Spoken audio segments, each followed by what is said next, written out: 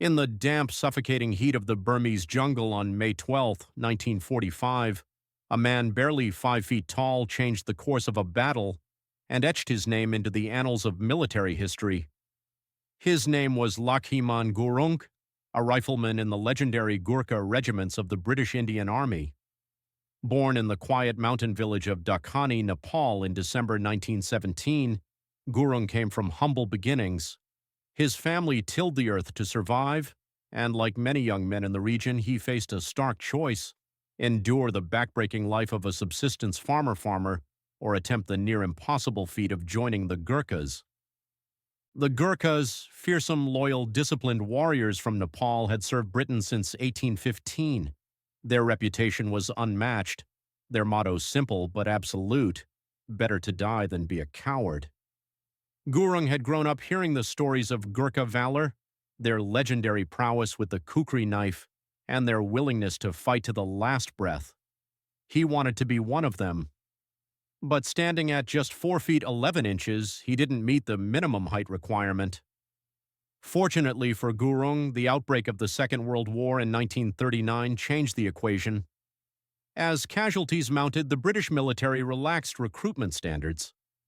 In December 1940, Lachhiman Gurung walked into a recruitment office and joined the British Indian Army.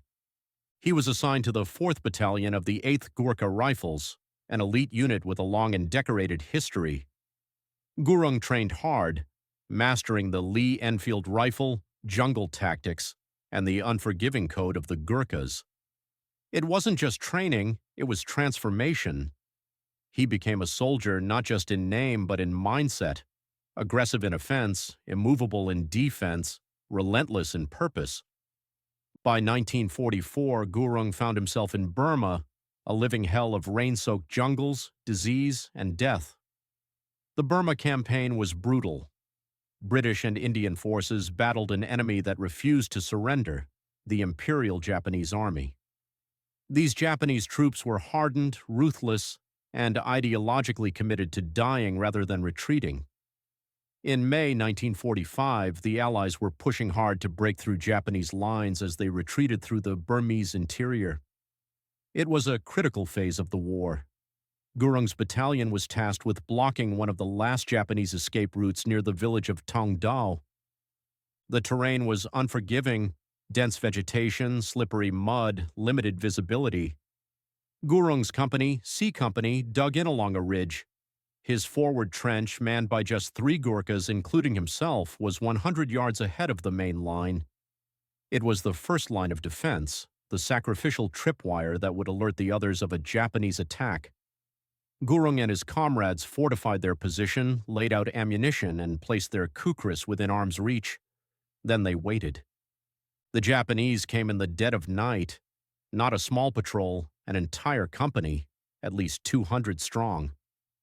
At 1:20 a.m., the first grenade landed near Gurung's trench. Without hesitation, he picked it up and hurled it back. It exploded mid-air, illuminating the trees and revealing scores of enemy soldiers charging forward. A second grenade dropped into the trench. Gurung grabbed it and flung it out. Then came the third. It landed at his feet. He reached for it, but it detonated before he could throw. The explosion tore off the fingers of his right hand, shattered his arm, and drove shrapnel into his face, destroying his right eye. His body was peppered with metal fragments. Burns scorched his chest and legs. His 2 comrades were wounded. The trench, the front line, the whole defensive line was seconds away from being overwhelmed. Most men would have collapsed or crawled away to die. Lachhiman Gurung didn't move. Bleeding, half-blind, and with a mangled right arm, he gritted his teeth and picked up his rifle with his left hand. The Lee Enfield rifle is not a one-handed weapon. It weighs 9 pounds. It requires the right hand to operate the bolt-action mechanism. Gurung adapted. He wedged the rifle into his left side, operated the bolt awkwardly, aimed with his remaining eye, and started shooting. The Japanese were stunned. They'd expected to find dead men. Instead, they met a storm of bullets from a lone Gurkha, screaming challenges in Nepali, daring them to come closer. He fired rapidly, accurately, hitting one attacker after another. Their momentum broke as confusion rippled through their ranks. Grenades continued to fall into the trench. Gurung, unable to throw them back, hugged the trench wall, absorbing blasts that shredded more of his flesh. For 4 hours he held them off, alone. No reinforcements could reach him. The enemy fire was too intense. His commanding officer, Naik Dan Bahadur Gurung, watched helplessly from the rear, hearing the steady rhythm of single rifle shots echoing in the darkness. They knew he was still alive, still fighting. Gurung's trench became a charnel house. His rifle was now caked with blood, but he kept reloading with his left hand. It was slow, clumsy, painful, but he made every round count. Japanese soldiers charged again and again. He shot them down. Bodies piled up in front of his position. He was fighting through pain no human should have endured. His body was shutting down from blood loss, shock, and trauma. But he didn't stop. His ammunition dwindled. He had started with only 60 rounds. He had no idea how many were left. He fired until empty, reloaded by feel, and fired again. He could barely see. He could barely move. He had every reason to quit, and yet he didn't. By 4 a.m., the Japanese assaults faltered. They had lost too many men, their morale shattered by one man who refused to die. A final desperate charge was launched before daylight exposed them to British artillery and aircraft. Gurung fired his last rounds into the oncoming wave. Then, when his rifle was empty, he grabbed his kukri knife, the curved blade that symbolized the Gurkha spirit, and prepared to fight hand to hand. But the Japanese didn't reach him. The last assault broke like waves against a rock. The survivors pulled back into the jungle, dragging their wounded with them, leaving their dead behind. The battle was over, the trench held, and Gurung, impossibly, was still alive.